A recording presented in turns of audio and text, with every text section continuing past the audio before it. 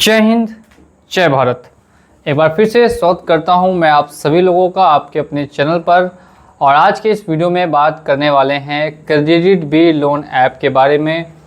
Credit B loan application की तरफ से लीगल नोटिस सभी को व्हाट्सएप के जरिए मिल रहा है और साथ साथ में ये धमकी मिल रही है कि उनके घर पे बहुत ही जल्द रिकवरी एजेंट पहुँचेगा। रिकवरी एजेंट को नियुक्त कर दिया गया है।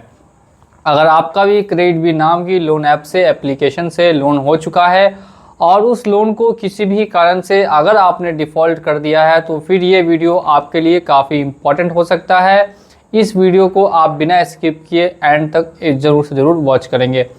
एक एक करके डिस्कस करते हैं कि क्रेडिट बी लोन एप्लीकेशन का लोन ना देने से क्या क्या प्रॉब्लम्स एप्लीकेशन वाले क्रिएट कर रहे हैं और क्या इस एप्लीकेशन को फ्यूचर में बैन करना चाहिए या फिर बैन नहीं करना चाहिए। क्या इसे प्ले स्टोर से हटा दिया जाए या फिर नहीं हटाया जाए। ये भी एक बहुत बड़ा क्वेश्चन है जिसका आंसर आपको आज के इस वीडियो में मिलने वाला है।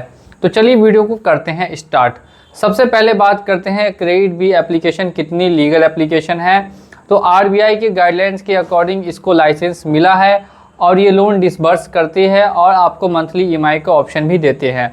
और जब आप ईएमआई को मिस करते हैं तो उसके बाद आपको पता है कि कॉल्स वगैरह आना स्टार्ट हो जाते हैं। लेकिन जो क्रेडिट बी एप्लीकेशन है वो यहाँ पे गलती ये कर रही है कि वो खुद कॉल ना करके थर्ड पार्टी एजेंसी को आपका डाटा शेयर करती है जो आपको कॉल करती है।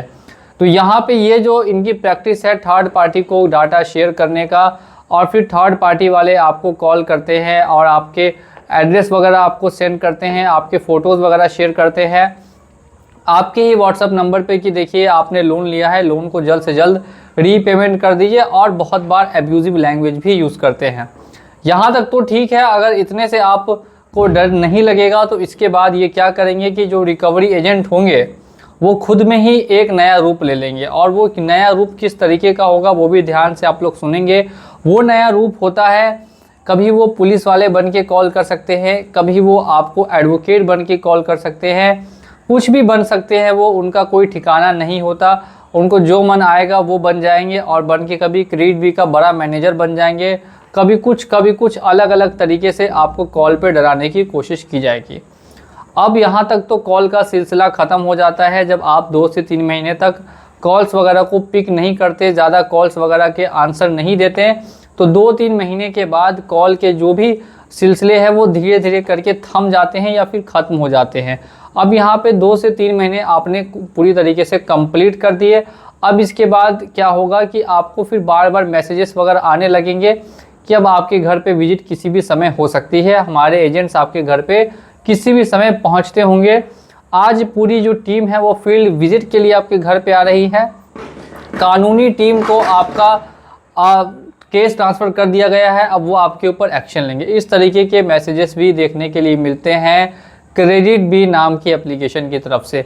तो देखिए यहाँ पे जो ज़्यादातर मैसेजेस हैं, ये मैं बोलूँ तो 100% मैसेजेस हैं, वो सिर्फ़ और सिर्फ एक माहौल, एक सेंसेशन क्रिएट करने के लिए है लोगों के माइंड में कि ये एप्लीकेशन बहुत ख़तरनाक है और बहुत डेंजर है और इसका लोन ना देने पे बहुत बड़ी कार्रवाई जैसा कुछ हो सकता है। ऐसा एक ये फीलिंग क्रिएट करते हैं कस्टमर के मन में कि कस्टमर जल्द से जल्द पैसा अरेंजमेंट करके और उसे रीपेमेंट कर दे। असल में ये कॉल्स ही करते रह जाते हैं और इसके अलावा आपको नोटिस वगैरह के जरिए डराते हैं कि अब देखिए हमने ये नोटिस वगैरह आपको भेज दिया है, अब ये कार्रवाई आपके ऊपर होने वाली है। और लेकिन कोई कार्रवाई नहीं होगी, इसके लिए आप बिल्कुल ही निश्चिंत हो जाए। अगर आप हमारे रेगुलर व्यूअर हैं तो हमें आप लोगों को पता होगा ऐसा कुछ भी नहीं होता। अब यहाँ पे एक और पॉइंट उठ के आता है, एप्लीकेशन को बैन करने की चीज़ क्यों मैंने आपको बोली है। उसका सबसे बड़ा कारण ये है कि एप्लीकेशन की तरफ से जब थर्ड पार्टी को आपका डाटा शेयर किया जाता है तो इसके साथ साथ ही कॉन्टैक्ट लिस्ट उनके पास पहुंच जाती है। काफ़ी बार देखा गया है कि इस एप्लीकेशन की तरफ से जो कॉन्टैक्ट लिस्ट है उसमें कॉल की जाती है। अब कॉन्टैक्ट लिस्ट में क्यों कॉल की जाती है, कैसे कॉल की जाती है, कैसे उनके पास नंबर पहुंचा, इसकी जानकारी नहीं ये लोग देते हैं। लेकिन कॉन्टैक्ट लिस्ट पे भी कभी कभी कॉल कर देते हैं जो कि बिल्कुल ही इलीगल है और बैन है। अगर ये इलीगल एक्टिविटी कर रहे हैं, आरबीआई की गाइडलाइंस को फॉलो नहीं कर रहे हैं तो 100% इस एप्लीकेशन को बैन कर देना चाहिए।